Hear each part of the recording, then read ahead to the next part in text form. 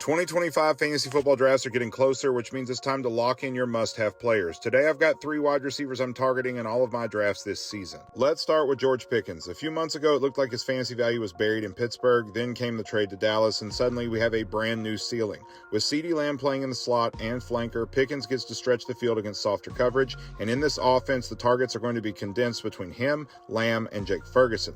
Think A.J. Brown and Devontae Smith in Philly, except with more passing volume.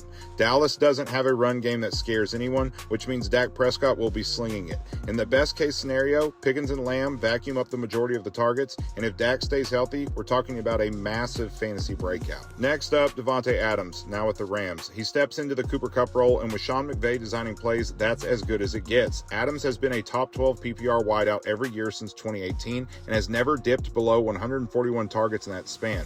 Yes, he's 33, but his yards per route run bounced back over 2.0 last season, and he's still commanding targets on 25% of his routes. That's elite. And don't worry about Matthew Stafford's health. He's still the kingmaker when it comes to feeding his wide receiver one.